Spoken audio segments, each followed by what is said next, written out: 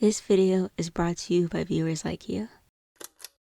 This is a continuation of my first design video, but you don't have to watch that one first to get this one. I wanted to more so focus on finding design aspects that could spice up your design and seeing those in actual practice. Another video I'm working on at the moment led me to looking at a variety of designs and wondering what exactly stood out when I looked at them and what intrigues me about it and why I may want to learn more about that particular character due to their design. Even though I tend to focus primarily on VTuber designs, all the things I say do work for other types of mediums as well, which I will also provide examples of.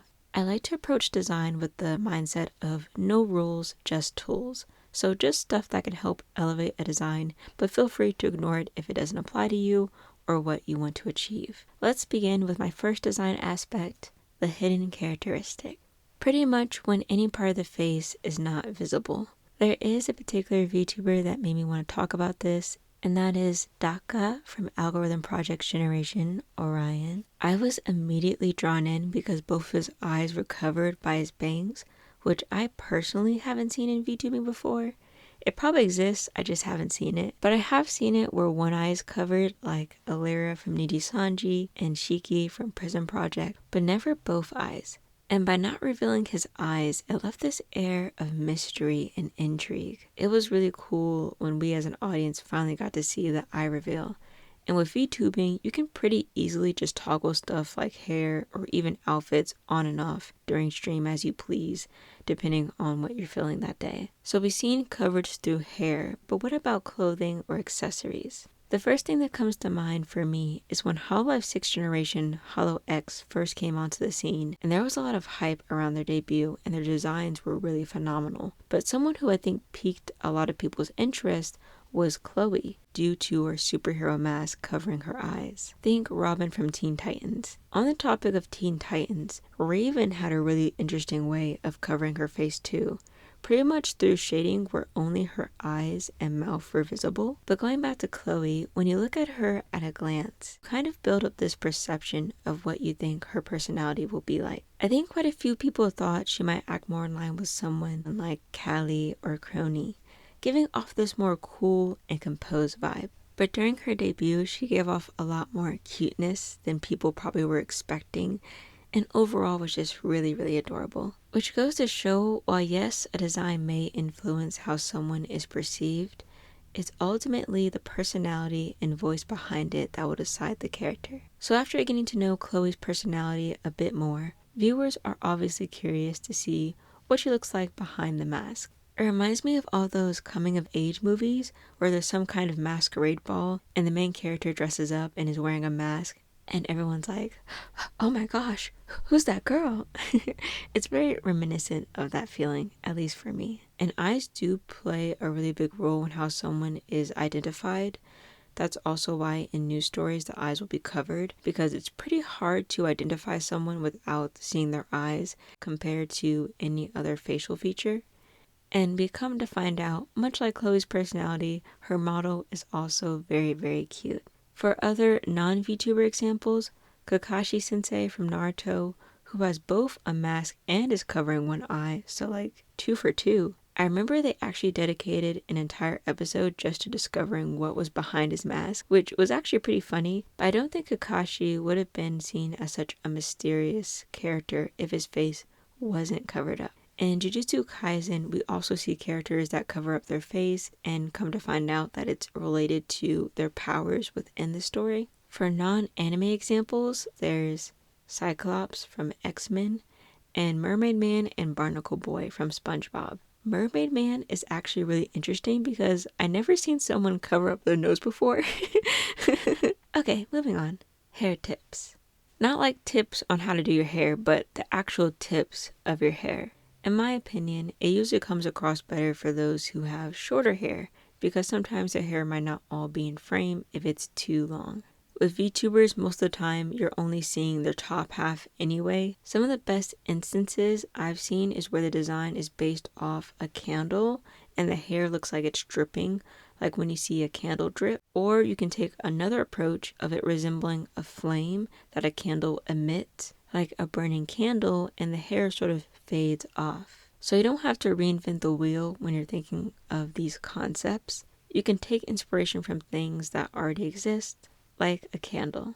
For example, Mitsuri from Demon Slayer got her hair color from consuming too much sakura mochi. Like, it's something that makes her not only unique, but has a funny backstory to it too. If she was a VTuber, I could easily see how that could play into her lore. Like, if they wanted to do an outfit change, for instance, because that happens a lot in VTubing, she could be like, oh, I consumed a lot of Pocky, and now my hair color has changed to this. And doing this also helps in better solidifying your silhouette when your hair tips are unique. I really enjoy when someone's hair sort of flares out, almost like feathers. Cherry from Reverie is a good example. There's a lot that I like from Cherry's design. It's so pretty. Chiaki from Danganronpa is someone that's really easy to spot due to her hair and makes her easily recognizable in fan art. Even if she's not wearing her usual attire, because of her hair, you can easily still tell who it is. I think Danganronpa does generally a good job of making their characters have unique enough hair that they stand out in a lineup even from their silhouette alone. Like mentioned before with Mitsuri, you can really play around with the color of your tips. Two big examples that come to mind are Nezuko from Demon Slayer and Nene from Toilet Bound Hanako-kun. Much like Chiaki, because of their hair color attributes, it's really easy to identify them. I've seen quite a few VTubers where the tips of their hair are different and it looks really, really good. And it goes to show that hair tips don't have to infect the entirety of the hair. You can take a more subtle approach, like with Ina from Hololive with her orange tips.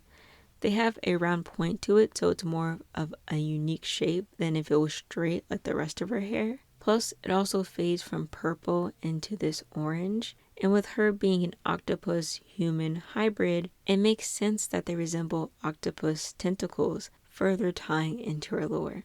And while it's a subtle change, it does make a very big difference in her overall design. Bao has probably one of the most unique bangs I've seen because of how it's composed of 3 big clumps of hair that flip up ever so slightly. But her being a whale and all, you get why it's like that. Like, it makes sense. One detail I really love from Princess Peach is how her bangs end up making this heart shape. You could take that as inspiration to make other shapes with bangs, like the shape of a star, diamond, or even a bow. That's one of the reasons I adore Iona's design from Pokemon Scarlet and Violet. Paired with her cotton candy colored hair, makes her come off as very youthful and energetic. And it's really cool to see how the pink and blue are distributed throughout her hair as well. I love the collaboration between Miku and Cinema Roll, and her hair is put into a ponytail except the hair ends break off into 2 at the top of the hair. I remember how big of a trend this became and seeing the hashtag Senamiku. Well, one, because it involved Hatsune Miku, so of course it became a trend, but also it was a really cute hairstyle. For some more longer hair examples, I can think of Kobo from Hololive ID. She is a rain shaman, so it makes sense that her hair resembles waves from the ocean. Another character is Nia from Gurren Lagann, whose hair reminds me of clouds, even down to the colors of the hair, like how you would shade a cloud in a drawing or painting. She also ties into my next point, unusual or unique pupils. I think for a lot of people, the first thing that stands out in a design are the eyes. Eyes are the windows into the soul, after all. But rather than focusing on just the eye as a whole, I want to focus on what's inside it, the pupil. Having unique pupils can easily play into your character's backstory or overall story. For VTubers, it can play into their lore. Like, is it something that's hereditary? Does it display some type of power or magical thing about the character? One anime that's been talked about a lot as of recent is Oshi no Ko. The first thing that caught my attention were how unique the pupils looked. In the case of Oshi no Ko, it's a way for the audience to better understand the emotions the characters are going through. In Naruto, eyes play a huge role into the story and demonstrating a lot of the characters' powers, and we see how their eyes might change in various ways depending on the scenario. Now, eyes don't need this underlining meaning to them. They can just be simply for aesthetic purposes too. Ollie from Hololive ID actually has 2 different pupils. On her right eye, she has a diamond-shaped pupil with a circle inside, and her left eye has an X. I don't recall if Ollie ever gave an explanation as to why her eyes are like that, but my canon is that because she's a zombie, they became like that after she came back from the dead, but when she was alive, her eyes were normal. The different pupils I've seen are either X-shaped, heart-shaped, a cross, or just a horizontal line. Like, it would make sense for a goat VTuber to have horizontal pupils. You can even take inspiration from other animals as well, since some of them have some pretty unique pupils. The more simplified a model is, or the smaller a character is, the more the eyes play a vital role. It's often why we think baby animals are so cute, is due to their eyes being so big in comparison to their body. Pretty self-explanatory, but it's when parts of the designs are asymmetrical. Like Hellboy, who has that one bulky arm, and much like hair tips, asymmetry can really help accentuate the silhouette of a design. Bae from Hololive has a lot of asymmetry in her design, from her hair to the accessories on her ear and belt down to her socks. But with her being the embodiment of chaos, it makes sense why her design would be more chaotic and not as orderly. My favorite example of asymmetry is Def the Kid from Soul Eater, because he values symmetry so much and actually suffered from OCD from symmetry despite being asymmetrical himself. So asymmetry not only plays into his design, but also ties into his overall character. I'm personally a really big fan of asymmetry through hairstyles, like when one side looks more lopsided, for a lack of better words. You can also do asymmetry through accessories. I've seen a lot of VTubers where they will add like some kind of band around their thigh. You can utilize things that are hanging from your clothes, such as belts or similar attachments. Hoodies are another great way and a cute way to demonstrate asymmetry. I mentioned in my previous design video that I love when hoodies or even hats are really oversized and sort of engulf the character a bit, but that's just a personal preference of mine. Those were really all the points I wanted to get across in this video.